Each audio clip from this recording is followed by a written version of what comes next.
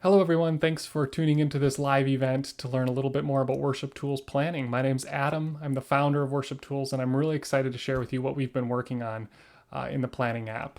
WorshipTools Planning is a free application for planning your worship services, scheduling your volunteers, sharing rehearsal materials, managing your song library, messaging your team. There's lots of great features in planning, and they're all available to use for free. So if you're new and you'd like to give it a try, head over to planning.worshiptools.com to get started.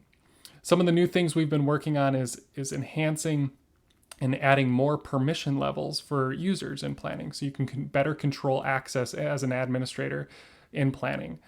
Joanne's going to share a little bit more about how to access these new permission levels and what they all mean. We now have a total of 6 permission levels that WorshipTools users can be assigned to.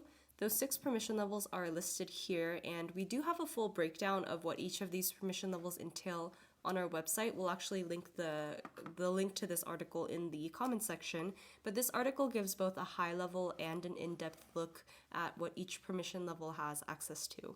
For example, if you scroll down to people, you'll notice that you have to be an admin or an org admin in order to manage permission levels for your users.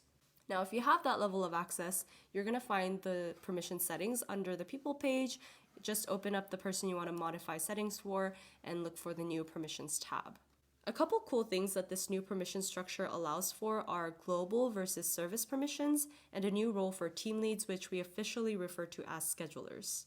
First, we've got the global permissions, which are every user's baseline or default permissions, versus these service type specific permissions, which you can modify here. And they just have to be higher than the global setting, and whatever is set to same as global will just remain the global setting.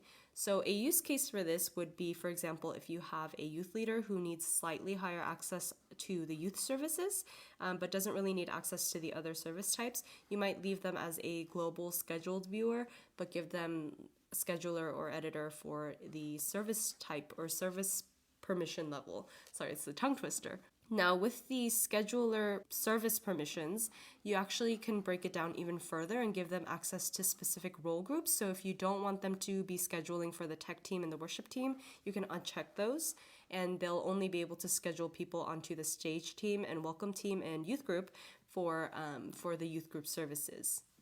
This specification is only available at the service permission level. So that means if you have a user that is a scheduler at the global level, they'll be able to schedule users for all service types and role groups regardless of these checkboxes. So if you want to break it down even further, you want to put them as a scheduler at this level, not the global level.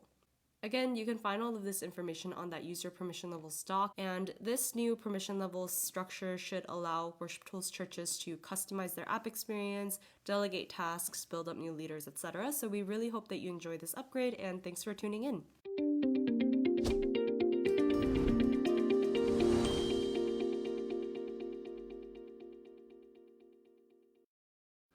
Thank you very much for joining us today for this live event. If you'd like to learn more about the WorshipTools apps, Presenter, our presentation software, Music Stand, our sheet music reader for musicians on stage on their tablets, and then of course learn more about planning, I invite you to join us later in the month, June 26th, for a live training event. This will be an interactive webinar where you can ask questions and learn about all that WorshipTools has to offer.